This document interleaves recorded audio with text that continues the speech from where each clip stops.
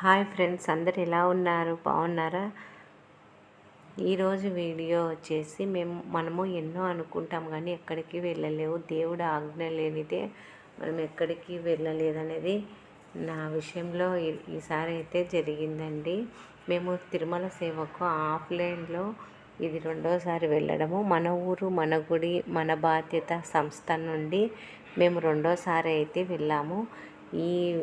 ఈ సంస్థను మన శివకుమార్ రెడ్డి సార్ గారు స్థాపించారండి. మొదట ఇది 6వసారి ఆ సంస్థ నుంచి తిరుమలకు సేవకు వెళ్ళడం. ఈ అవకాశం మాకు కల్పించిన భార్గవి అక్క, శివకుమార్ రెడ్డి గారికి చాలా కృతజ్ఞతలు. సేవ అయితే చాలా బాగా జరిగిందండి. ఇది ఆఫ్లైన్ సేవ కాబట్టి మొత్తం మాడవీధులు, శిలాతోరణం, పాపనాశనం, జపాలి క్షేత్రాలలో ప్లాస్టిక్ నిర్మూలం అనే దాని నుంచి ప్లాస్టిక్ తిరుమలలో ఎక్కడ ఉండకూడదు, చెత్త తీసేయాలి అనే ఉద్దేశంతో ఈ సేవ అయితే ఉంటుంది. మనం క్యూ లైన్లలో భోంచేసిన తర్వాత పడేసిన ప్లేట్లను అన్నీ క్లీన్ చేయాలండి. మొత్తం క్లీనింగ్ సేవ. ఈ సేవ అయితే చాలా బాగుంటుంది. మనం ఎంతో ఇష్టంతో వెళ్ళామంటే మనకు దేవుడు ప్రతి అడుగున మనకు ఉన్నట్టు అనిపిస్తూ ఉంటుంది. మేమైతే ఈ 7 రోజులు దర్శనం అయితే ఈ 7 రోజులు సేవ అయితే చాలా బాగా చేసుకున్నాము. ఒకరోజు అయితే టెంపుల్ డ్యూటీ పడింది. రోజు సరదాగా సాయంకాలం పూట ఇలా 2 సేవా సదన్ భవన్ మధ్య ఉన్న పార్కులో కూర్చొని శ్లోకాలు, భగవద్గీత శ్లోకాలు, అలాగే భజన పాటలు, శ్రీరాముని పాటలు, అలాగే గోవిందనామాలు ఇలా చదువుకుంటూ ఉండేవాళ్ళము. సాయంకాలము 8 గంటల నుంచి 9:30 వరకు ఈ విధంగా అందరం కూర్చొని సరదాగా పార్కులో సాయంత్రం అయితే గడిపేవాళ్ళమండి. ఇక్కడ మోహన్ రావు అన్న ఇక్కడ రామలక్ష్మి పాటలు పాడుతూ ఉంటే భజన పాటలు వీడియో తీస్తూ ఉన్నాడు. పాటలు అయితే చాలా చక్కగా పాడుతుందండి ఈ అమ్మాయి. భజన పాటలు మాత్రం చాలా సూపర్గా పాడుతుంది.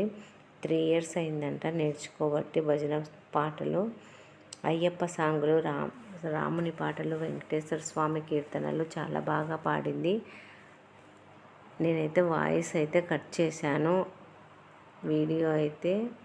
ఓన్లీ వీడియో అయితే పెట్టానండి, వాయిస్ అయితే లేదు. అన్న అయితే చాలా బాగా పాడుతున్నావు అక్క, మీరు ముందుగా చెప్పింటే తాళాలు కూడా తీసుకొచ్చేవాళ్ళను అని చెప్తూ ఉన్నానండి.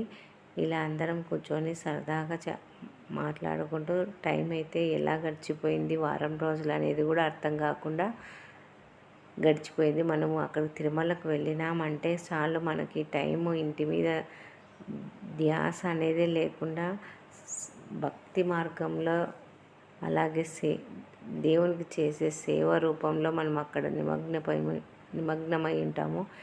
ఇంటికి వచ్చే వరకు కూడా మనకు ఇంటి గురించి ధ్యాసే ఉండదండి. అందరికీ ఎలా ఉంటుందో ఏమో కానీ నాకైతే ఆ విధంగానే అనిపిస్తుంది. మేమైతే సేవ అయితే చాలా బాగా చేసుకున్నాము. సేవ అంతా అయిపోయిన తర్వాత 8వ రోజు మేము తిరుగు ప్రయాణం అయితే చేసామండి. తిరుమలలో కొన్ని క్షేత్రాలు చూడని వాళ్ళు ఉంటే తెలుసుకుంటారనే ఉద్దేశంతో ఈ వీడియో అయితే చేస్తున్నాను. మనము పాపనాశనం వెళ్ళే మార్గంలో పీఠాలకు వెళ్ళే దారిలో పాండవ తీర్థం అనే తీర్థం అయితే గుడి ఉందండి. ఈ గుడి చాలా బాగుంది.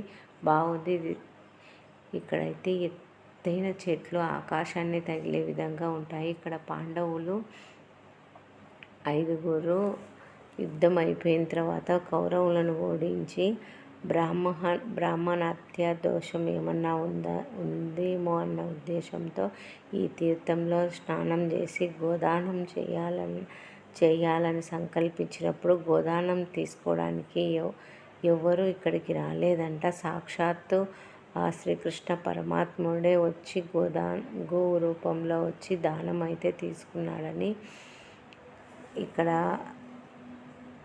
ఇక్కడైతే చెప్తూ ఉన్నారు. మనకు అదేనండి ఇక్కడ పాండవ తీర్థము అర్థము.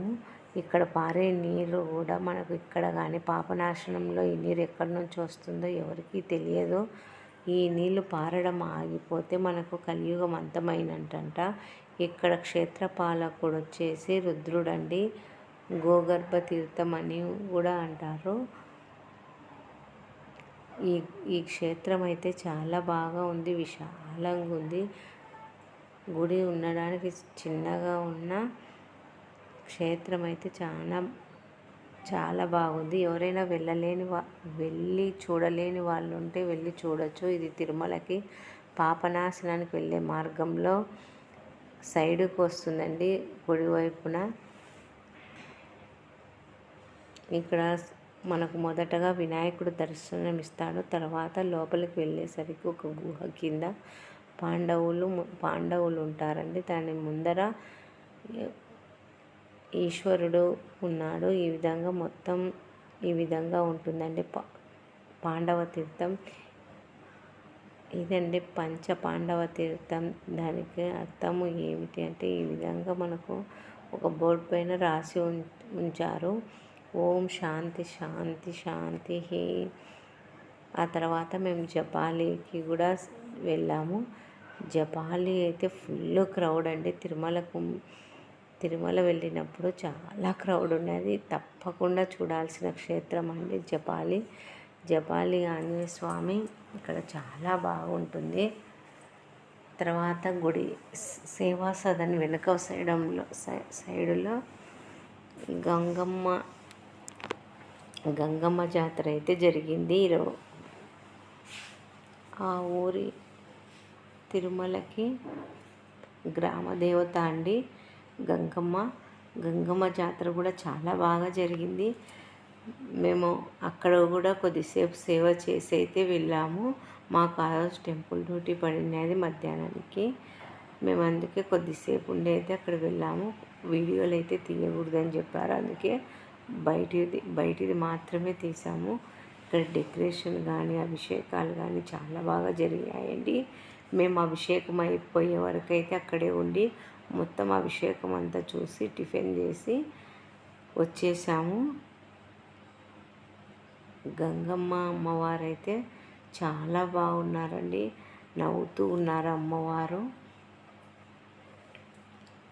ఇక్కడ గంగమ్మ గుడి కూడా చాలా బాగుంది. ఇక్కడ నుంచి 1 కిలోమీటర్ల దూరంలో నాగతీర్థం కూడా ఉందండి. ఇది కూడా చాలా బాగుంటుంది. మీరు ఎప్పుడైనా తిరుమలకు వెళ్ళినప్పుడు ఇవన్నీ ఒకసారి చూసారంటే మీకే తెలుస్తుంది. గోశాల కానీ నాగతీర్థం కానీ ఇవన్నీ క్షేత్రాలు చాలా బాగుంటాయి. మేము ఊరికి వచ్చే రోజు నాగతీర్థము గోశాల అయితే చూసుకొని వచ్చాము. నాగతీర్థం ఎప్పుడూ చూడలేదండి, ఇదే ఫస్ట్ టైము. నాగతీర్థంకి వెళ్ళేసరికి అక్కడ పొద్దున 6 గంటలకల్లా అక్కడికి వెళ్ళాము. తాళం వేశారు. మేము అక్కడే కొద్దిసేపు కూర్చొని వచ్చేసరికి అక్కడ ఉండే వాచ్మెన్ వచ్చి తాళం తీశారండి. మొత్తం నాగతీర్థం ఈ విధంగా ఉంటుంది. ఇక్కడ తాళం తీసిన తర్వాత మేము లోపలికి అయితే వెళ్ళాము. ఇక్కడ అమ్మవారిని ఎవరు తాకకూడదు అని బోర్డు అయితే పెట్టారు. ఇక్కడ ఒక కోనేరు ఉంటుంది. ఒక చెట్టు మొదలే నాగమ్మగా మలిచారు ఈ నాగతీర్థంలో. ఇక్కడ కూడా రష్ 8 గంటల నుంచి చాలామంది వస్తూ ఉంటారంట. ఇది సేవా సదన్కు వెనుక భాగంలో 1 కిలోమీటర్న్నర దూరంలో అయితే ఉంటుందండి. నాగులు, ఆంజనేయ స్వామి, అమ్మవారు, ఈశ్వరుడు అన్ని దేవుళ్ళు ఇక్కడ ఉన్నారండి. ఒక రాతికి చెక్కబడి ఉన్నారు.